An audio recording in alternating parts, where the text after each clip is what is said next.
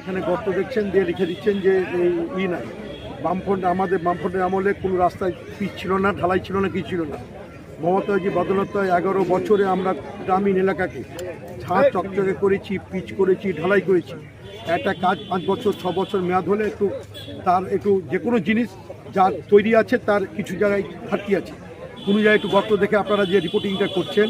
কিন্তু 34 বছর আগরে একটা গর্ত কিন্তু মানুষ আমি এই বাহুপুর থেকে যে রাস্তাটা আমি করে দিয়ে গেছি এই জেলা পরিষদের উদ্যোগে এটা মানুষ ভারতবর্ষ স্বাধীন হওয়ার পর 34 বছর বামফ্রন্টের আমলে বর্ষা আসলে চটি ঘাড়ে সাইকেল ঘাড়ে করে তারা রোডে আসতো।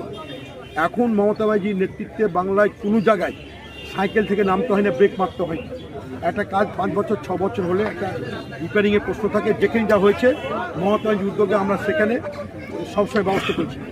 আপনি যে জায়গায় বললেন আমাদের এলাকায় কোনো রাজনৈতিক সংঘর্ষ নেই। আপনি যদি বলেন পারিবারিক, কালকে দেখবেন কাশিরাঙ্গায় দুটো পরিবারের জল ঢালাকে করে কেন্দ্র করে যদি পরিবারে মারামারি হয়, হানাহানি হয়, এখানে দল বা কোনো রাজনৈতিক দল তার দায়িত্ব নেবেন।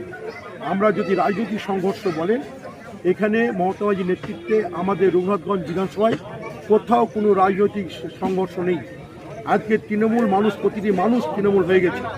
যদি এরকম সংঘর্ষ হতো, এই যে মিছিল দেখলে ইনকিলাব জিন্দাবাদ, রঘুনাথগঞ্জের বুকে মানুষের যে সমর্থন তৃণমূলের প্রতি আছে, কোনো রাজনৈতিক দলের মিছিল করার মতো সে ম্যান পাওয়ারও থাকতো না, যোগ্যতা থাকতো না। আমি আপনার দায়িত্ব নিয়ে বলছি যে খুনগুলোর কথা বলছেন, এটা পারিবারিক খুন, জমি বিবাদের খুন, রাজনৈতিক কোনো খুন এখানে হয়নি।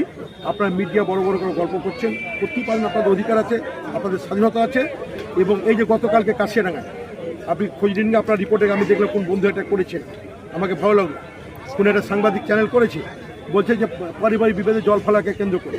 তো এগুলো তো মানুষ যেখানে আছে, সমাজ যেখানে আছে, একটু এই সমাজবদ্ধ মানুষ যতদিন সচেতন না হবে টুকটাক লেগে থাকবে। এটাকে রাজনীতি চালাতে দিলে ভাই চলবে। আমি বলছি রাজনৈতিক সংঘর্ষ এখানে।